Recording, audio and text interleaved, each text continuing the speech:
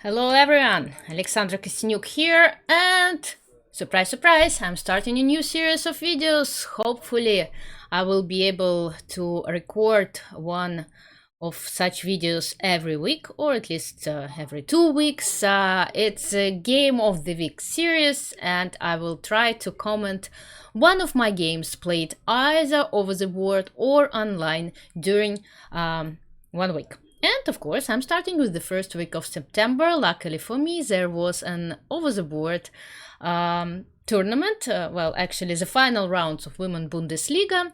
The final 3 rounds, I played 2 games for my team, Baden-Baden, and one of these games I want to present to you in this video. I also recorded, and I also started recently, a new series, vlog series, and I've recorded some video impressions of the strip, so if you want you can check them out. But now let's get to the chess game that I've played, although this one is not really this particular video is the video on the chess game. I still want to share a few videos from Baden-Baden with you. Probably, as you know, Baden-Baden is a thermal resort in Germany. It's more than 2000 years old. It was founded already by the during the Romans, and it's very famous not only for the terms itself, but also for the casino, and many famous people visited Baden for different reasons. And here's the playing hall. We played in the hotel, Helio Park Hotel, the place we usually stay, and this time we also played there. Yeah, and you see, this is the table of the third game that I was supposed to play, but my opponent didn't show up and I got a bye. Telling about the tournament itself. So 2019-2020 season of Women's Bundesliga ended only in September 2021 due to pandemic, and Bad Königshofen won for the second time in a row. So it's already the second season in a row that they win the crown. Schwabisch Hall and my team Baden-Baden fought very hard throughout the season, but we were not that successful at certain matches, and Baden-Baden team took only third place, although we shared second, but due to tie breaks we finished up this season third. The new season 2021-2022 is about to start at the end of November, and of course we keep our fingers crossed and we'll fight for gold again. Okay, let's get to the topic of this video, the game of the week. That was the game from my match from September 3rd. It was the 9th round of the season. We played against the team from Karlsruhe, and I played white against Jessica Schmidt. I started the game with my favorite e4. d5, the Scandinavian defense. I know many of you often ask what is the evaluation of this opening. Well, to tell you the truth, I had a very difficult childhood. Till I was 15 years old, I played this opening for black, and trust me, there are better openings than the Scandinavian defense. So e takes d5, queen takes d5, knight f6 is another option, although it also doesn't promise full equality for black. Queen takes d5, knight c3, and here my opponent opted for queen a5 line. There are other lines. The most played, I think, on a high level nowadays is queen d6, queen d8 is also another possibility. I played queen a5 when I was younger as well, so I have some experience in this line with black as well. Oh, I've suffered in many games. Okay, so knight f6, knight f3, bishop to g4. This move you don't meet very often nowadays. c6 is usually, I think, played with black. Bishop g4, h3. The reason is that after h3, black is almost forced to take on f3. Why is they forced? Because if they retreat the bishop to h5, white has several very strong continuations. g4 is the right way to continue the game, forcing the bishop to retreat to g6, and knight e5, preparing h4 and h5. And now h6 is not very good with the knight on e5 because white will be able just to take the bishop on g6. And I wanted to show you one line which illustrates how dangerous the position for black is. Knight e4, for example. I'm sorry about the sound, but I don't know why every time I want to record a video or something starting to go on next to me. But anyway, knight e4. Let's try to focus on chess. Knight e4. Well, at least it kind of gives a reason, right, to put to have the queen on a5 because the knight is pinned. But unfortunately for black, this idea doesn't work. White plays queen f3, and after knight takes c3, they take on b7, and after queen takes d5, white wins with a very beautiful move. I like this move very much. That's why I decided to show you this line, which is bishop b5. And surprisingly, if knight takes b5, then the queen hangs. I just take the queen, and if queen takes b5, then queen c8, checkmate. So this idea with knight e4 doesn't work. It doesn't work immediately, and it doesn't work after e6, h4, knight e4. Again, queen f3, although rook h3 is also possible, but queen f3 seems to be stronger. And after knight takes c3, it's possible to take on b7. After bishop e4, white just, despite this dangerously looking opposition, white is winning this game. With the attack, black's king is just weaker than white's king. So here is a line that can happen in a game.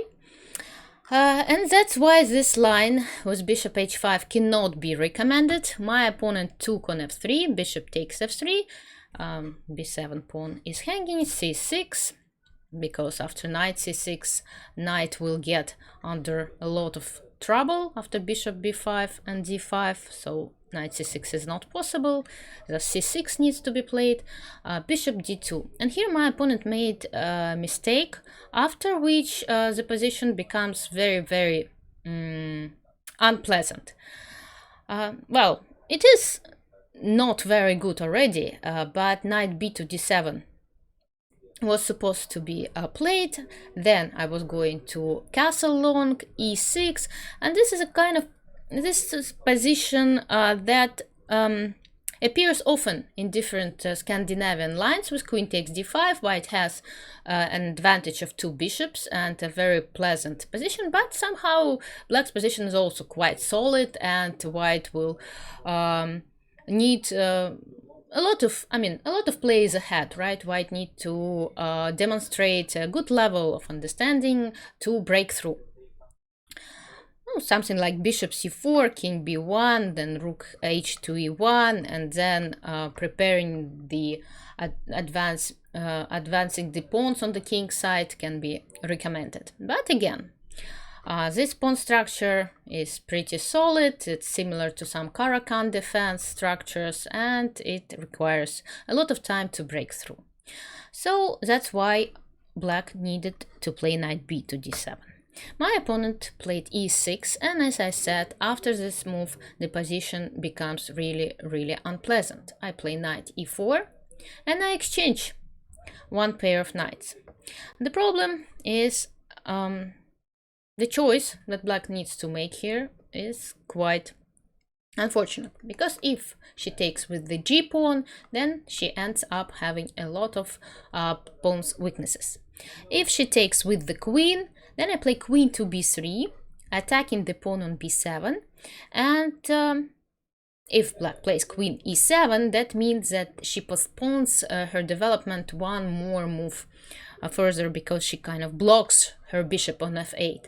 Thus, she needs to play b6, but that, again, weakens the queen side.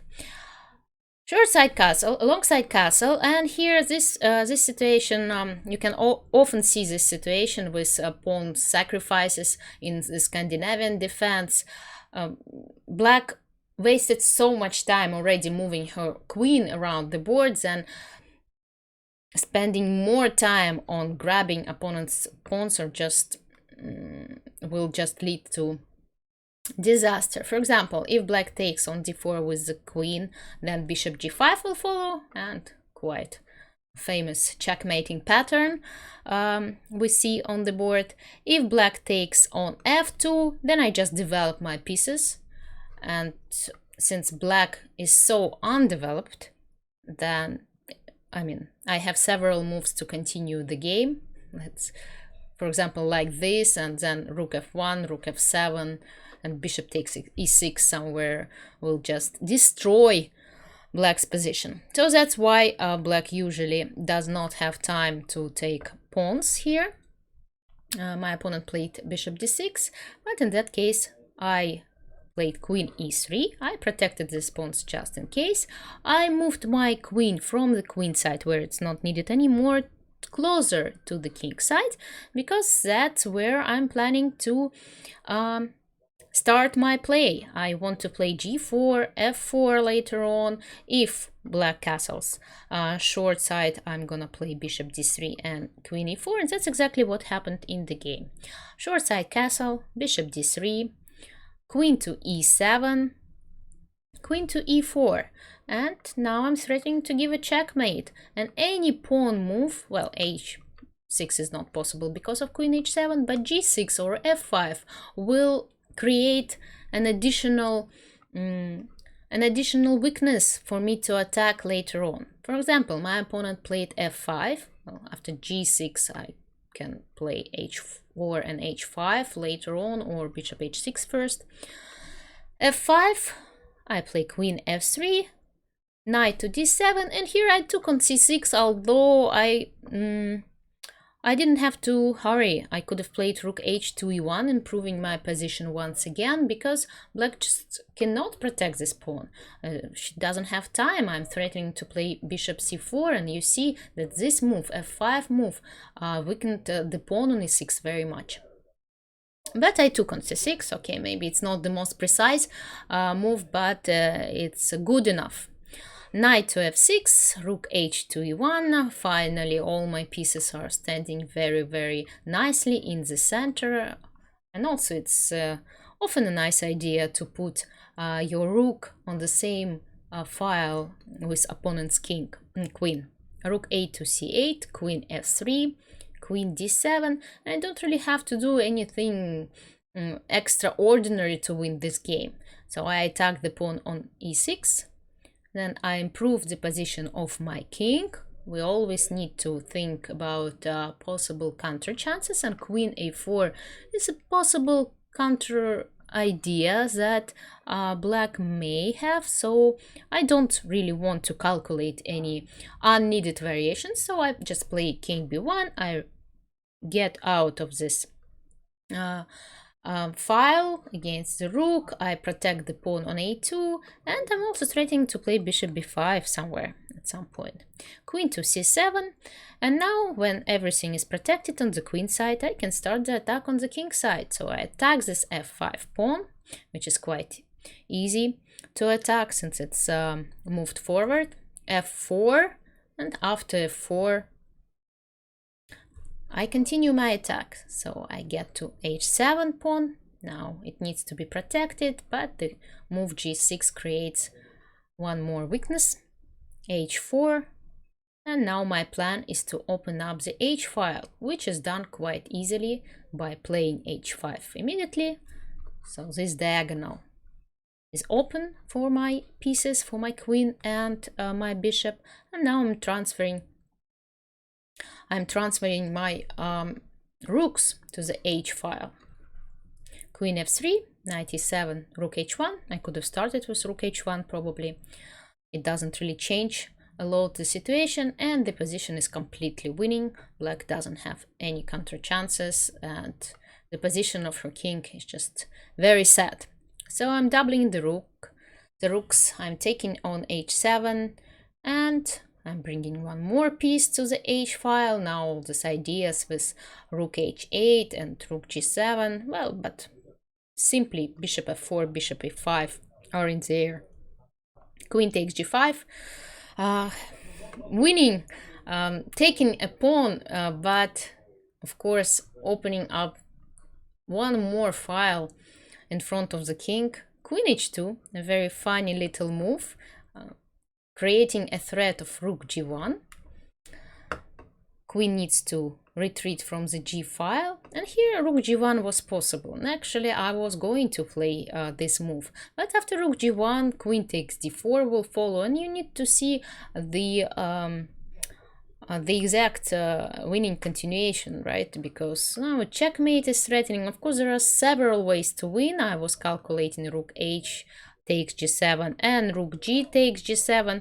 Both, of course, moves are completely winning, but again, here you need to calculate something.